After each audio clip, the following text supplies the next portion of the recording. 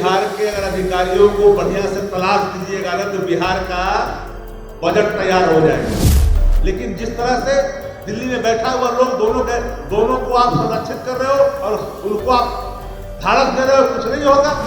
के बारे में समझते पत्रकारिता में आप सहाय आज जो आपदा है उस समय सहाय एवं पुनर्वास कहलाता था। या पटना का मामला हो, वैशाली का हो, मसौढ़ी का हो, आरा का हो, छपरा का हो, जेल में हाजिरी लगाने वाले लोग, कोर्ट में हाजिरी लगाने वाले लोग जिन पर ये आरोप लगे हैं, एक साक्षात्कार में क्या कहा था? या अच्छा, पूर्व विधायक आनंद सिंह का नाम आ रहा है, आपको पता नहीं है? पूरे प्रेस कॉन्फ्रेंस में आपने नहीं किया। Are you not known who are ex-MLA mister Anand Singh? Shakti ji, एक सवाल यह है कि क्या आपकी पार्टी अब ऐसे नौबंदित छवि या आपराधिक छवि के लोगों को अपने पार्टी में शामिल नहीं करेगी? राष्ट्रीय जनता दल ने कभी अपराधियों को, अपराध से वास्ता रखने वाले लोगों को कभी संरक्षण नहीं दिया।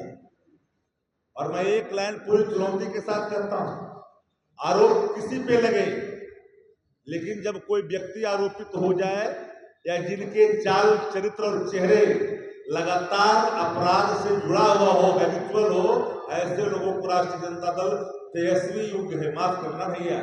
इसके पहले तो आपकी की पार्टी से वो चुनाव लड़के जीते थे और जो फिर भरम में जी रहे हैं। मैंने नीलम सिंह को टिकट दी थी, दिमाग निकाल लीजिए। फिर हमने महिला सम्मान किया था, शायद आप भूल जाते हैं, कदाचित इन बातों को याद नहीं रखते। 2020 की तो बात करिए ना। मैंने नीलम सिंह जी को टिकट दिया था, चुनाव जीती थी, वो महिला है, महिला सम्मान हमने किया था। आप अगर अपराधी हैं तो आपकी पत्नी अपराधी नहीं हो सकती, इसको मैं नहीं मानता। लेकिन जब डायरेक्ट कोई व्यक्ति जिस पर आरोप लग रहा है और वो कह रहा है कि मैं FIR नहीं डरता, किसके बल पर कह रहा है? सत्ता के बल पे कह रहा है, अपराध को, FIR को चुनौती दे रहा है। दिलीप सिंह को भी तो टिकट मिला था। दिलीप सिंह पर कौन से थे?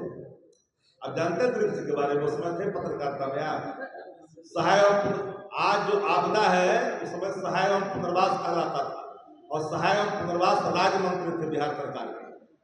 आप एक बात हमेशा याद रखिए, हम लोगों ने अपराधियों को 2005 के पहले अपराधियों की लिस्ट निकाली जिनके नाम से बिहार कांपता था, वो सारे भाजपा और जदयू के अंदर में A to Z। अच्छा, इस पूरे मामले में अभी तक 3 FIR हुआ है। शासन के लोग कह रहे हैं कि इस पर जल्द कार्रवाई होगी और जो सामने बातें आ रही है कि सब पर जो है एक स्पेशल इन्वेस्टिगेशन कर दिया गया, ये सरकार की तरफ से। सरकार गूंगी भी है, बहरी भी है, लाचार भी है, हैंडीकैप्ड गवर्नमेंट है बिहार में।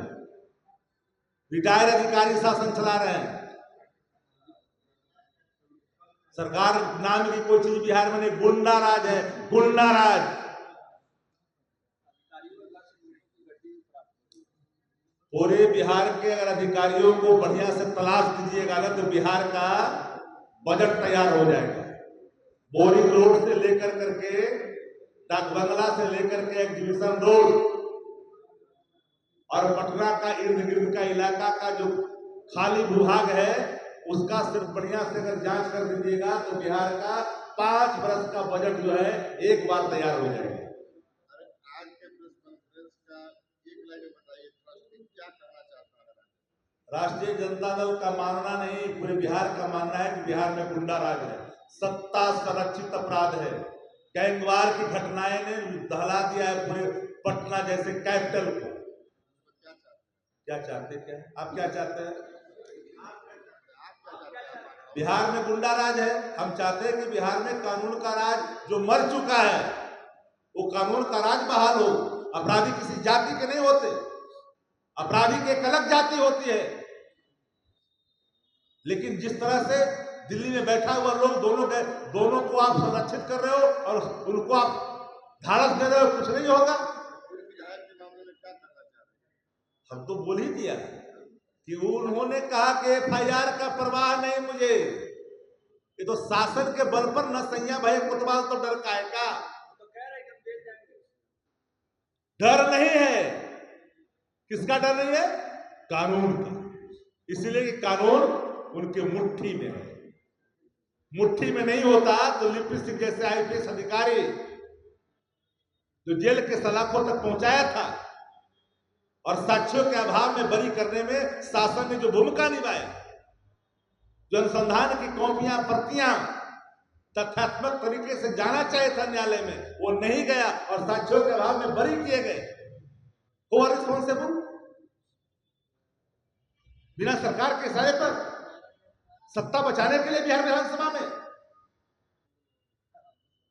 सजायाफ्ता व्यक्ति के लिए अपने कानून बदल दिया।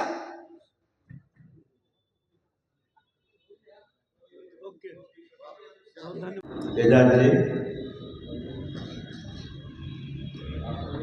पत्रकार साथियों को तहे दिल से आपका स्वागत। आप लोग रात से ही कई खबर कर रहे होंगे,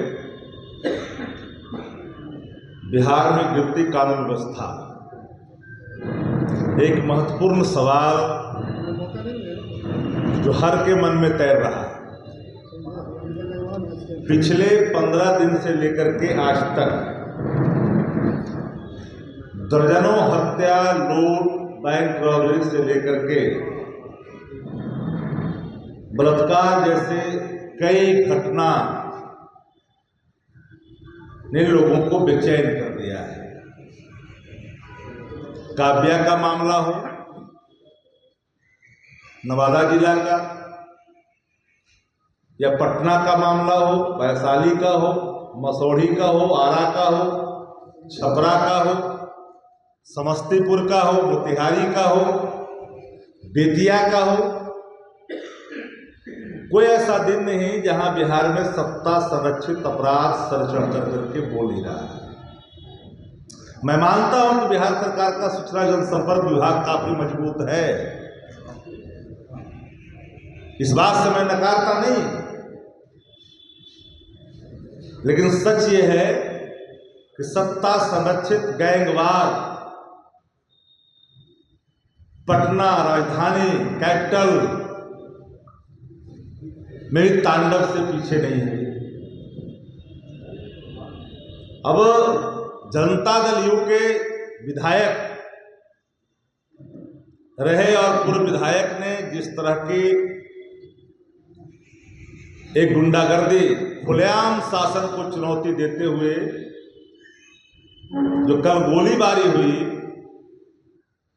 एक खबर टॉप 10 खबरों में नेशनली, रीजनली, डिजिटली हर जगह पाया जा रहा है।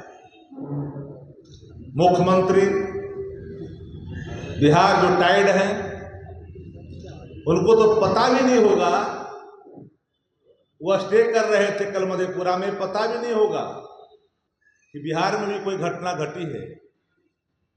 राजधानी से सटे मोकामा के इलाके में भी घटना घटी है। AK-47 का तांडव चल रहा है, घर चढ़ कर करके गोलीबारी हो रही है। थाना के महज कुछ ही दूरी पर, और मुझे बेचैन इस बात ने कर दिया, बिहार का हर व्यक्ति इस बात से सहमत होगा कि कहता है कि मुझे परवाह नहीं FIR का, FIR का परवाह नहीं। कल्प्रिट कह रहा है कि FIR का परवाह नहीं, आरोपी कह रहा है कि FIR का परवाह नहीं। Where is governance? कहां है सुशासन? सुशासन बिहार में नहीं, बिहार में आतंक राज है।